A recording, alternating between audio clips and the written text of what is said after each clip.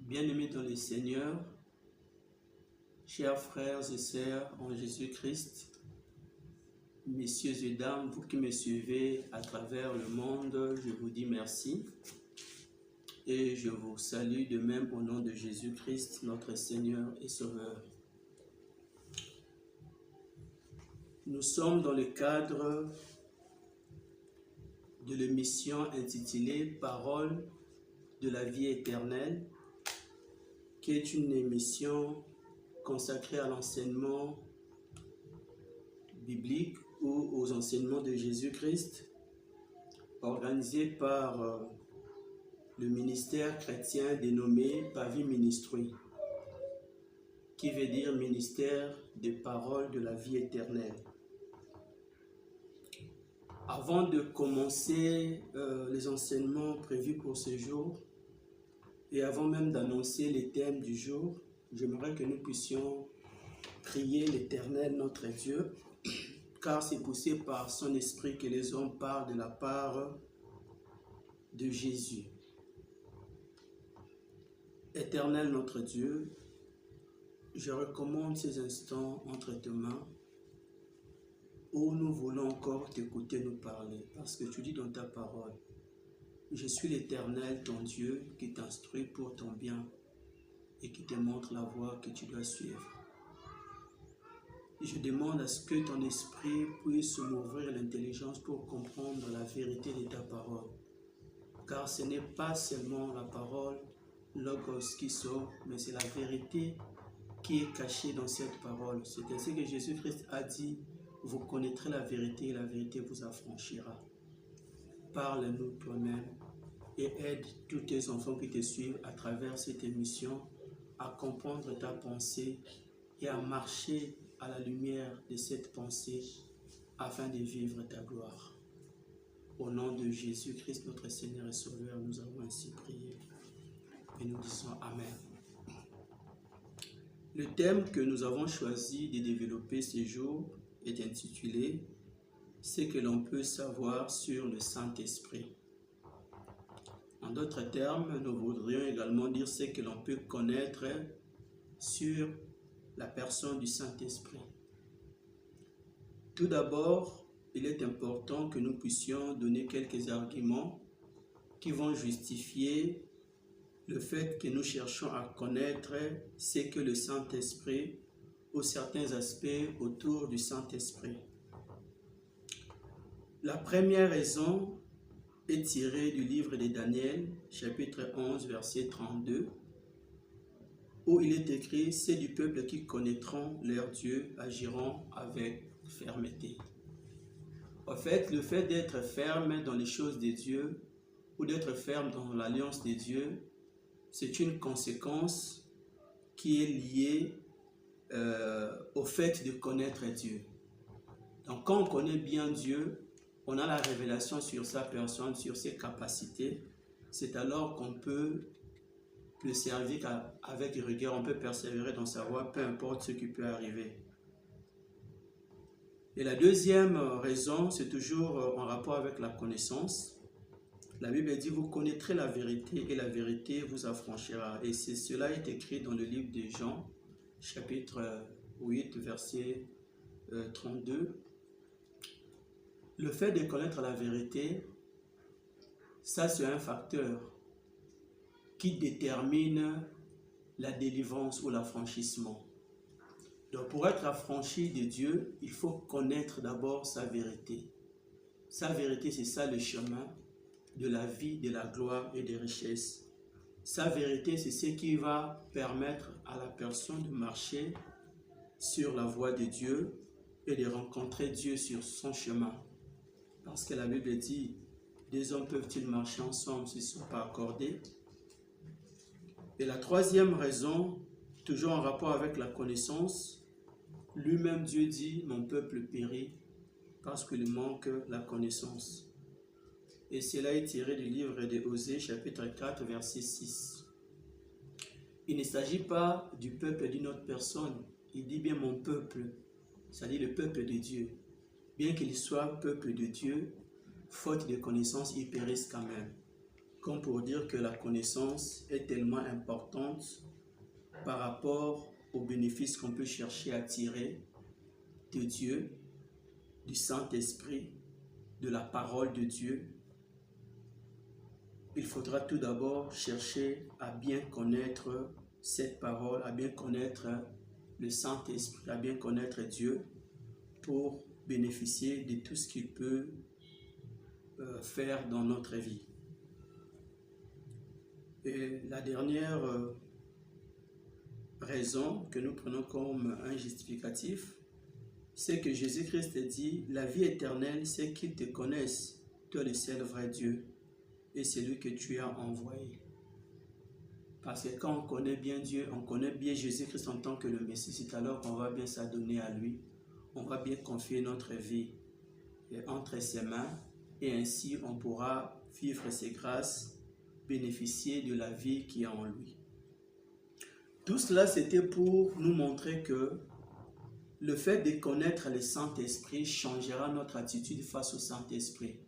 Une bonne connaissance sur la personne du Saint-Esprit changera même notre façon de le considérer. Malheureusement, en lingala par exemple, les gens utilisent des expressions qui chosifient presque le Saint-Esprit. En français, nous pouvons par exemple dire « Le Saint-Esprit est venu et il a pu faire ceci ou cela ». Là, il n'y a pas vraiment de confusion. On ne sait pas est-ce qu'on a considéré le Saint-Esprit comme étant une personne ou bien on l'a considéré comme un objet, comme un animal ou je ne sais pas moi quoi. Mais quand il faut utiliser la même expression dans notre langue nationale qu'est le lingala, on entendra des gens dire par exemple « Molu momo santo aye pe asali boye to asali boye ». Une autre personne dira Moli Momo Santo Eye. Et là, on voit déjà la différence entre Aye na Eye.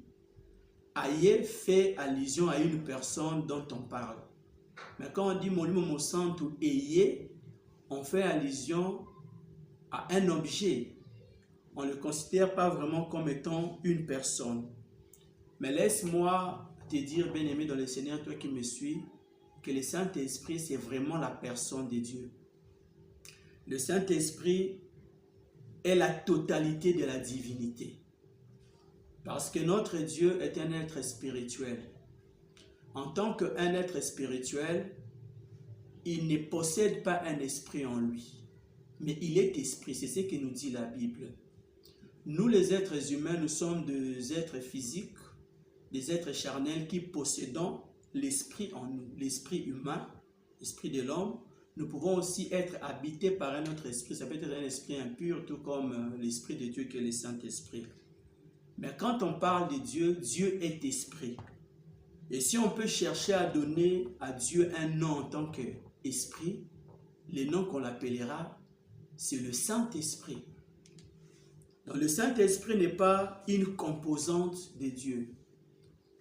Le Saint-Esprit, c'est vraiment Dieu. C'est ce que je peux dire d'emblée. Et même quand on dit que la parole de Dieu, c'est vrai. Mais la parole de Dieu est sortie de Dieu, est sortie du Saint-Esprit pour exprimer la pensée de Dieu, pour exprimer la volonté de Dieu, pour exprimer l'intelligence de Dieu sous forme verbale. Du fait que cette parole sort de Dieu pour exprimer la pensée, la volonté de Dieu, elle est également considérée comme Dieu. Elle représente Dieu parce qu'aujourd'hui, ma pensée à moi, quand je le mets, elle me représente. Quand je mets également une volonté sous forme de parole, cette volonté me représente. Si quelqu'un s'oppose à cette volonté ou à cette pensée que j'ai exprimée, c'est à moi directement qu'il est en train de s'opposer. Donc la parole est sortie de Dieu et représente Dieu. Mais le Saint-Esprit, quand nous parlons du Saint-Esprit, c'est vraiment la totalité de Dieu. Je pourrais illustrer cela d'une certaine manière. Prenons que nous avons ce carton. Ce carton, si nous pouvons le considérer comme étant notre Dieu, le Saint-Esprit, c'est vraiment toute cette forme que nous voyons là. C'est vraiment la totalité de Dieu. Mais pour des raisons d'expression de sa volonté, pour des raisons d'expression de sa pensée, de son intelligence, pour montrer à ceux qui sont en dehors de Dieu, voulais-je dire, ce que Dieu veut faire, Dieu a créé la parole en lui. C'est pourquoi quand nous voyons dans le livre de Proverbes, la Bible nous parle de la sagesse, de l'intelligence. Quelque part, je crois que c'est dans le livre de Proverbes 22, si je ne m'abuse. La sagesse dit que j'ai été créé comme la première des œuvres de l'Éternel avant ses œuvres les plus anciennes. Donc, au commencement de toutes choses, l'Éternel avait créé la parole pour que la parole lui permette de s'exprimer clairement vers les gens du dehors, pour que l'homme puisse comprendre la pensée de Dieu, pour que Dieu arrive à commander, il devrait se servir de la parole.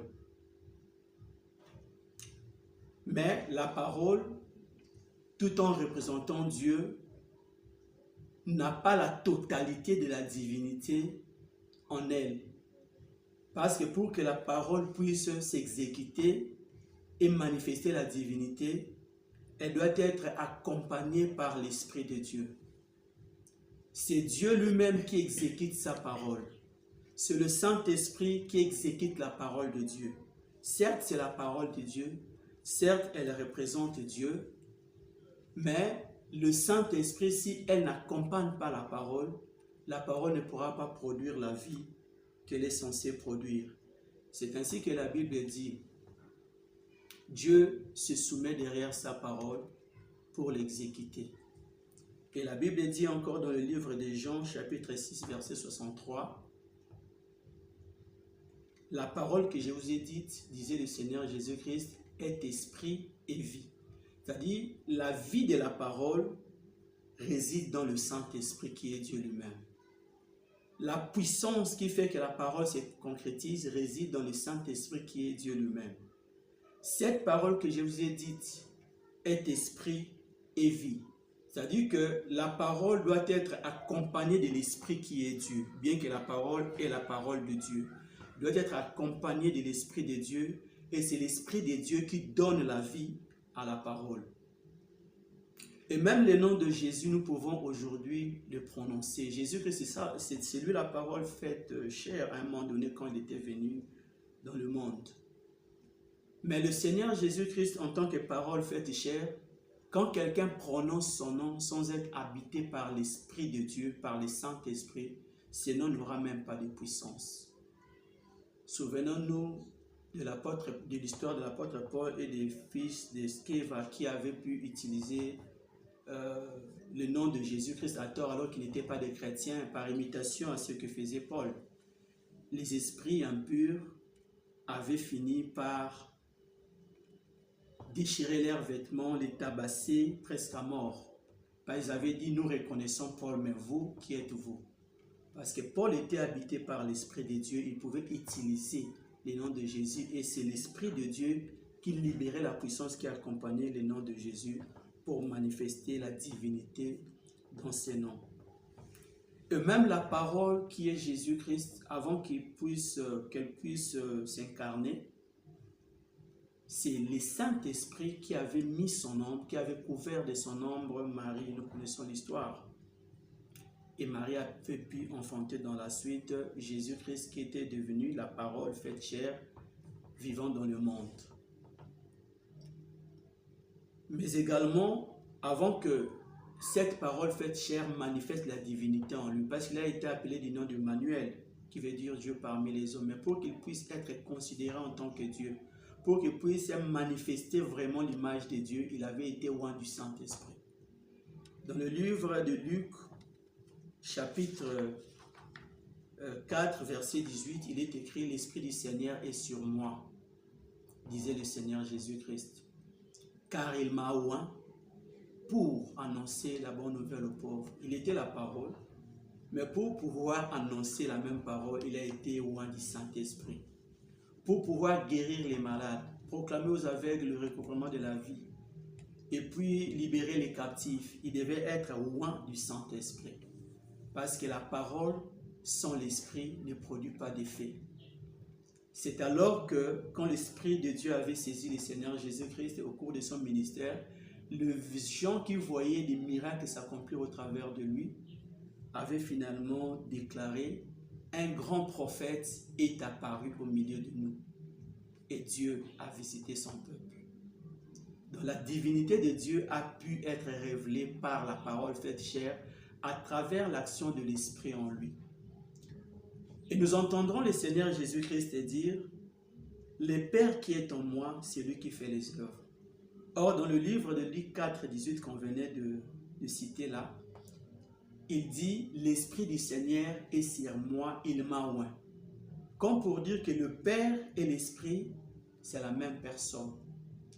Dieu, c'est le Saint-Esprit. Le Saint-Esprit, c'est la totalité de Dieu. La parole représente Dieu, c'est Dieu, mais elle a été sortie de Dieu, comme j'étais en train de le dire, comme une créature de Dieu qui sort de Dieu pour une mission. Pour la création, pour que Dieu s'exprime envers les gens, pour que les hommes connaissent sa parole. Et il était venu sur la terre pour exprimer également la volonté de Dieu. Et la Bible nous dit que dans la fin des temps, le Fils se soumettra au Père. La parole reviendra à Dieu. Et Dieu restera un Dieu unique, qui est Esprit, qui est le Saint-Esprit.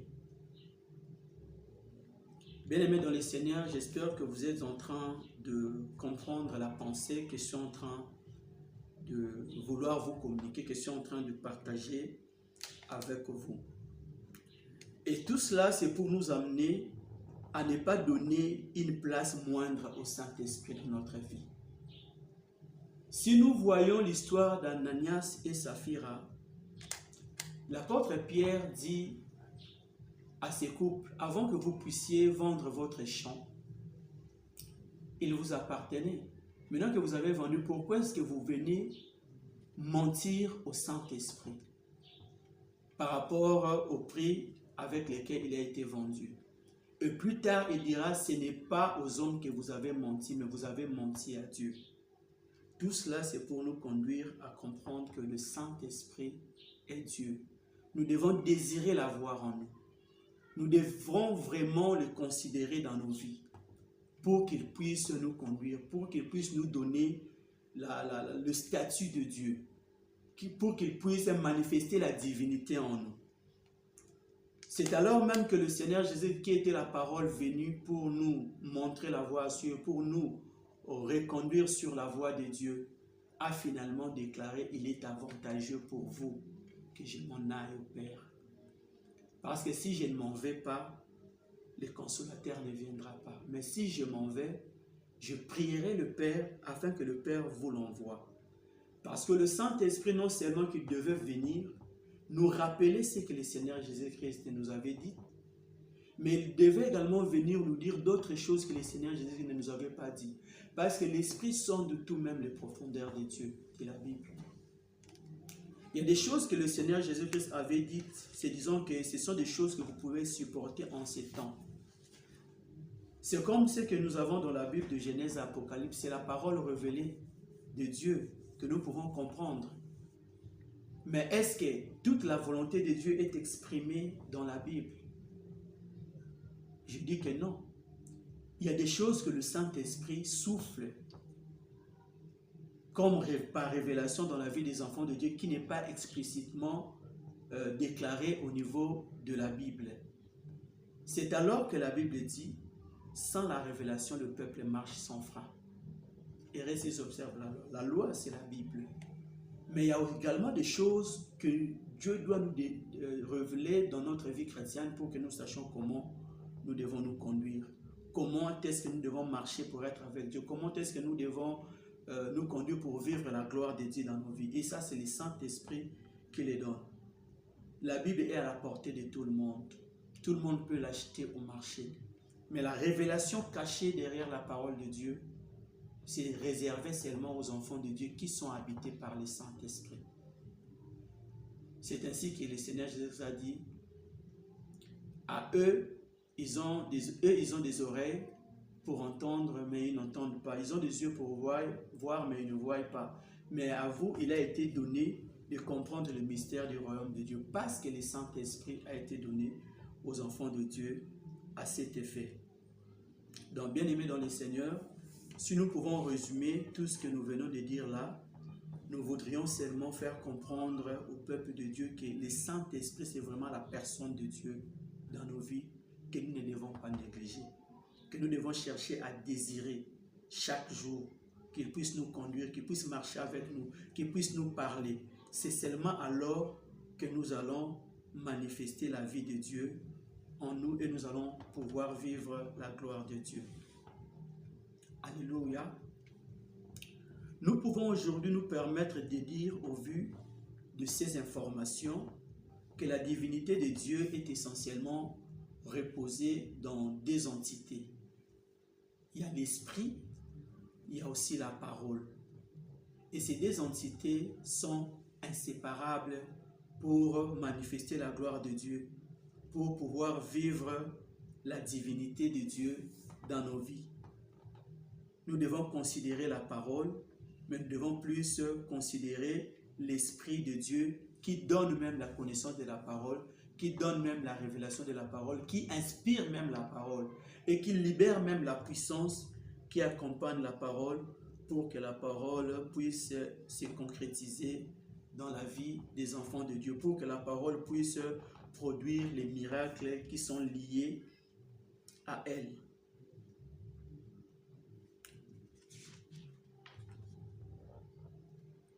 Chacune de ces entités de la divinité de Dieu, qui est la parole et le Saint-Esprit, représente singulièrement la personne de Dieu. La parole permet à ce qu'on puisse comprendre l'intelligence cachée de Dieu, à ce qu'on puisse comprendre la volonté qui est dans l'Esprit de Dieu, que l'on puisse comprendre la pensée de Dieu.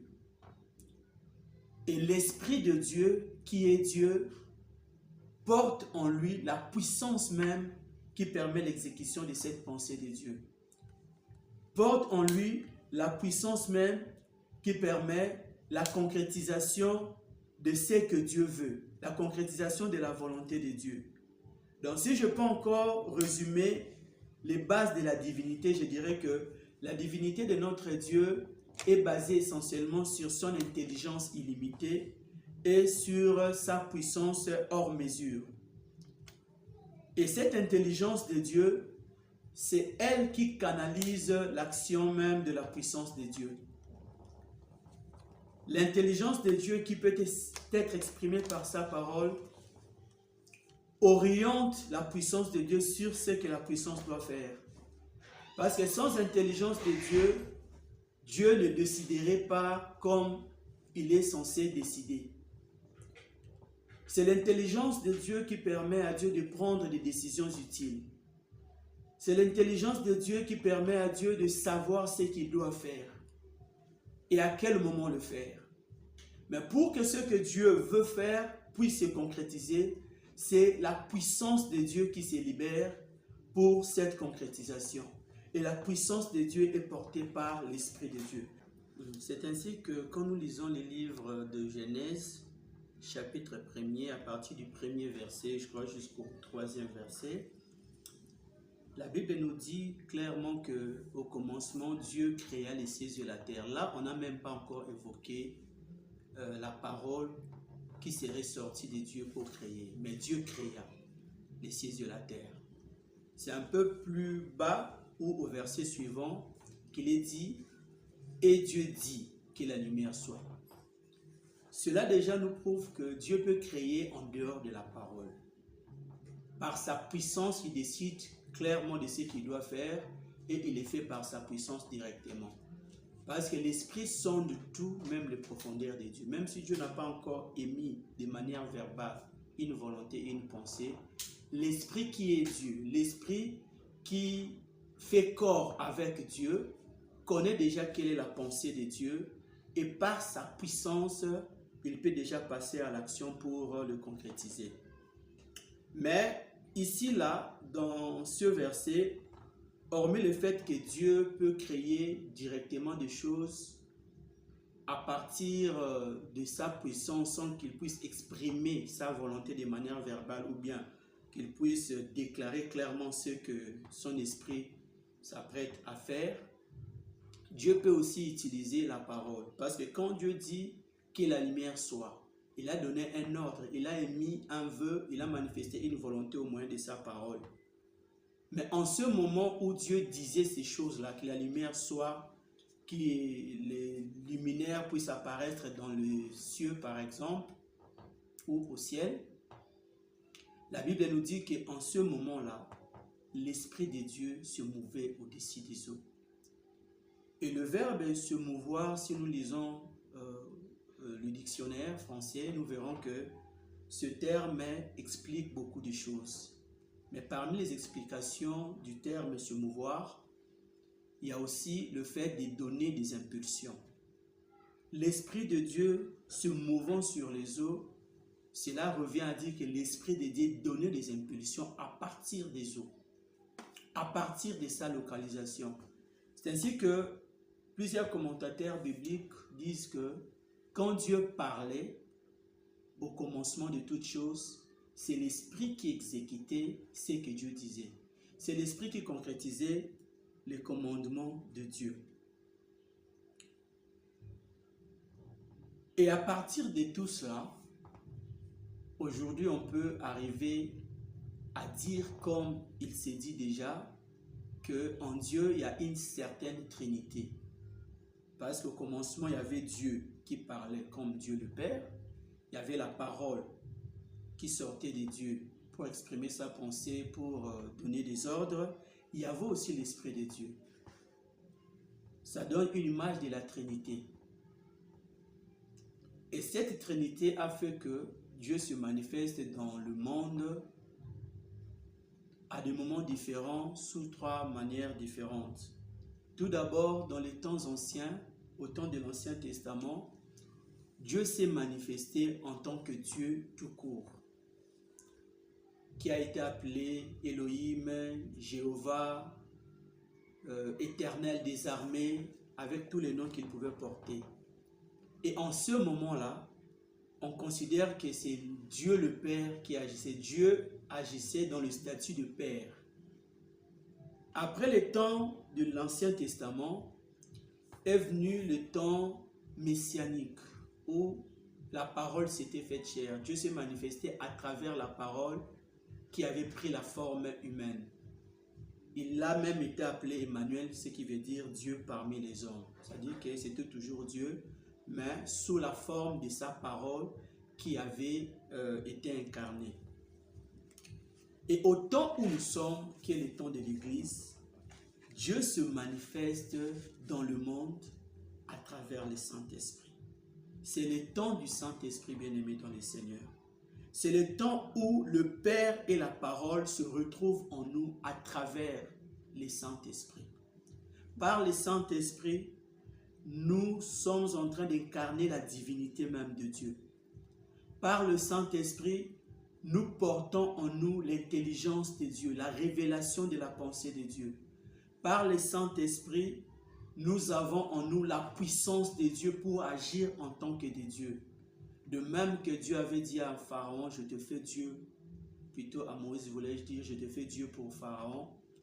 De même aujourd'hui, Dieu fait de nous de Dieu par son esprit devant Satan, devant les démons, devant les situations de ce monde, dans ce monde, pour servir le peuple de ce monde, pour les aider à bénéficier du salut de Dieu, de même qu'il avait fait au travers du Seigneur Jésus-Christ. Donc nous ne devons pas négliger la présence du Saint-Esprit dans nos vies, bien-aimés dans le Seigneur. Nous devons beaucoup plus le considérer. Nous devons beaucoup plus chercher à l'avoir en nous. Chaque fois, entretenir sa présence en nous dans une vie de sanctification. Chaque fois, prier Dieu pour que sa puissance soit toujours libérée comme un robinet qui a été ouvert, de manière à ce que l'huile de l'onction puisse jaillir régulièrement dans nos vies et nous amener à faire de grandes choses avec Dieu.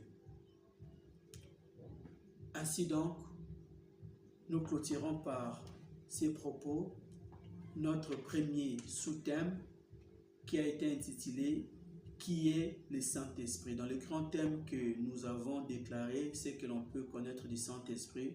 Le premier sous-thème, c'était « Qui est le Saint-Esprit ?»